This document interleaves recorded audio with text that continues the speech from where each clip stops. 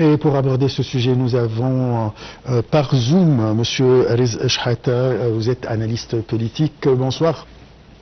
Bonsoir, merci pour votre invitation et bonsoir pour les spectateurs de Naïti. Alors, parlez-nous des efforts américains pour résoudre le conflit russo-ukrainien. Écoutez, Donald Trump, dans son programme présidentiel, il se veut un homme de paix, il veut gagner le prix Nobel de la paix. Donc, il est entrepreneur, il travaille plutôt comme un entrepreneur plutôt qu'un homme politique du pays le plus puissant au monde. Donc, dans ce sens-là, il essaye de faire souvent le tout et son contraire.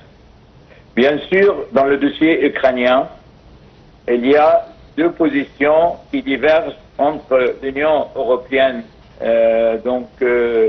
à sa tête la France et l'Allemagne, et les États-Unis d'Amérique, avec sa tête Donald Trump, qui essaye vraiment de terminer cette guerre, coûte que coûte, comme on dit. Et donc, bien sûr, bientôt, le 15 août, il y aura la fameuse réunion à Alaska. Tout le problème, est-ce que Zelensky va participer ou pas? L'Union européenne, elle essaye quand même de ne pas tout lâcher à la Russie et il essaye d'imposer Zelensky dans cette réunion très importante pour la suite.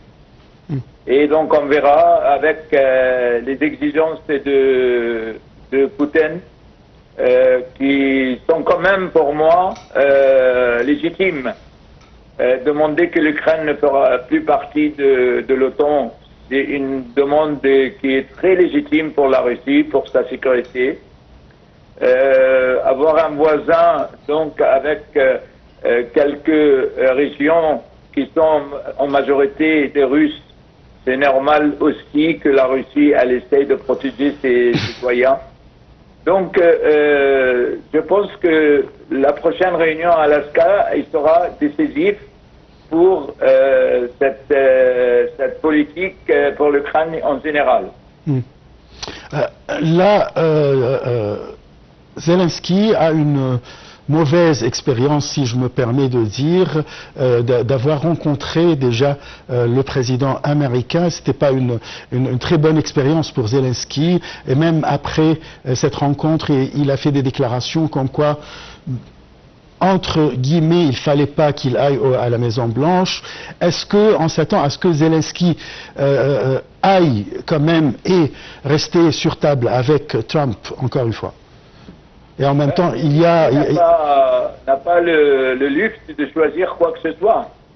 Zelensky, il est en position de perdant, de perte totale, et risque donc pour l'Ukraine. Pour moi, c'était pas le meilleur président de l'Ukraine. Il a fait beaucoup des erreurs dans sa politique. Il a provoqué la Russie, alors et il avait toutes les raisons de ne pas la provoquer. Je pense que les puissances occidentales l'ont utilisé quand même, chacun pour ses intérêts, surtout les États-Unis d'Amérique. Donc, vous savez, qu'il soit encore maltraité par Trump ou pas, le problème c'est l'avenir de l'Ukraine, l'avenir de la région. Et puis, comme le monde est lié, ce qui se passe dans un conflit entre la Russie et l'Ukraine d'un côté, ou dans un autre conflit entre Gaza et les Israéliens de l'autre, et puis tous les conflits qui passent dans le monde, il y a un calcul en commun pour tous ces conflits là-dessus. Et Trump, il est là comme un chef d'orchestre, il essaye de diriger le monde, mais je pense qu'il n'a pas la force absolue. Il a une certaine force, mais il n'a pas la force absolue. Donc Zelensky, il est obligé de suivre quoi qu'il arrive. Quel est le rôle de l'Union européenne alors dans cette situation et pour pousser ou obliger, bon, on peut utiliser le terme pousser Zelensky d'aller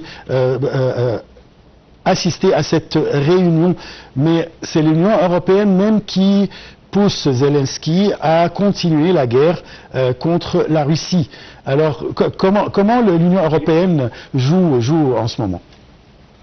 Vous savez, il y a un dicton célèbre dit par un grand homme politique. Il disait que 500 millions d'Européens, ils ont besoin de 300 millions d'Américains pour se défendre contre 150 millions de Russes.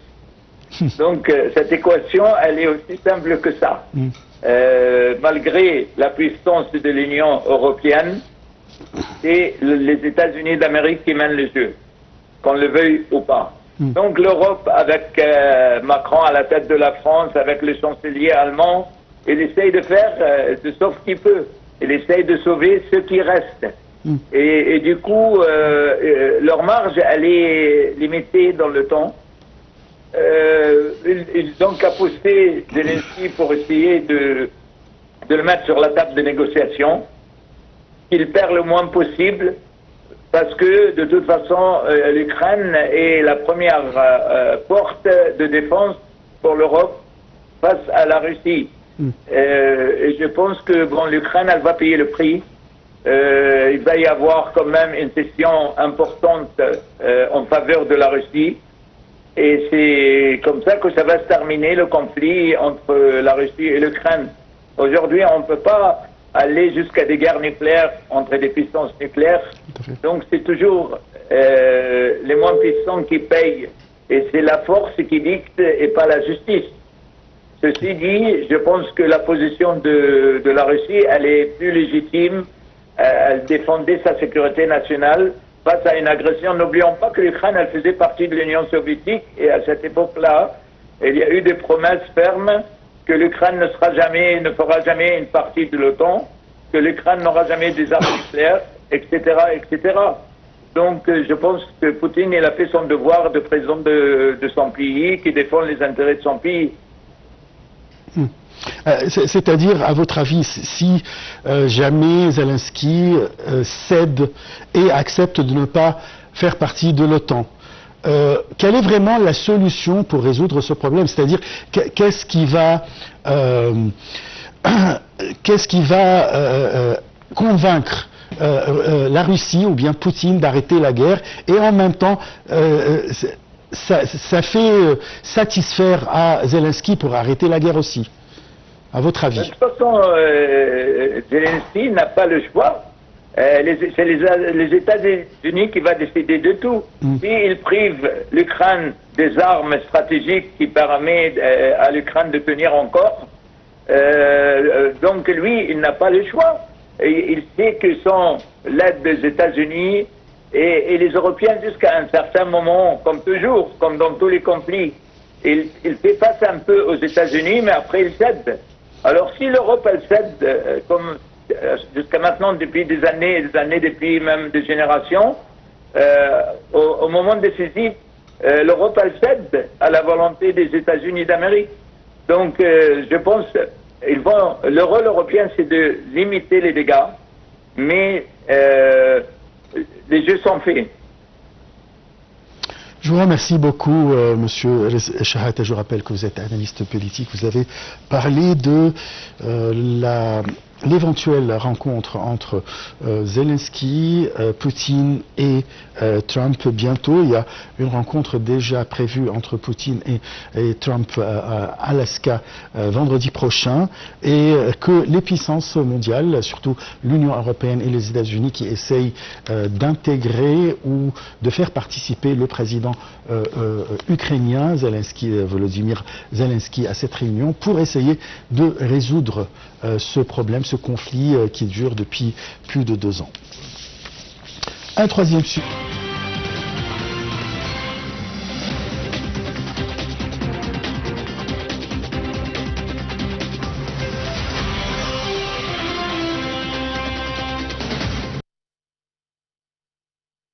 L'émissaire américain pour le Moyen-Orient, Steve Witkoff, a déclaré travailler avec le gouvernement israélien pour construire un plan visant à mettre fin à la guerre à Gaza.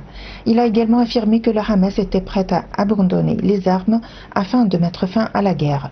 Cependant, ce dernier a fait savoir en réponse à ses propos qu'il ne pouvait renoncer à son droit à la résistance armée, à moins qu'un État palestinien indépendant et pleinement souverain avec Jérusalem pour capitale ne soit établi. Par la la suite, un haut responsable israélien a déclaré qu'un accord était en train d'émerger entre Israël et Washington visant à libérer tous les otages, à désarmer le Hamas et à démilitariser la bande de Gaza. Contactée par Reuters, la Maison-Blanche n'a pas répondu à une demande de commentaires dans l'immédiat. Steve Witkoff est arrivé jeudi en Israël dans un contexte de pression diplomatique accrue sur l'État hébreu, le Canada ayant à son tour annoncé, après la France et le Royaume-Uni, qu'il envisageait de reconnaître un État palestinien. Par ailleurs, un nouveau cycle de négociations pour un accord de cessez-le-feu entre le Hamas et Israël a achoppé la semaine dernière à Doha au Qatar. Chaque partie se rejetant la responsabilité de l'échec des pourparlers.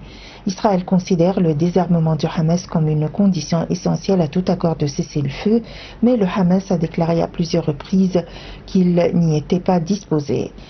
L'Égypte et le Qatar, qui servent de médiateurs dans les négociations de cessez-le-feu, ont soutenu une déclaration de la France et de l'Arabie saoudite mardi, fixant des mesures tangibles, définies dans le temps et irréversibles vers la mise en œuvre d'une solution à deux États.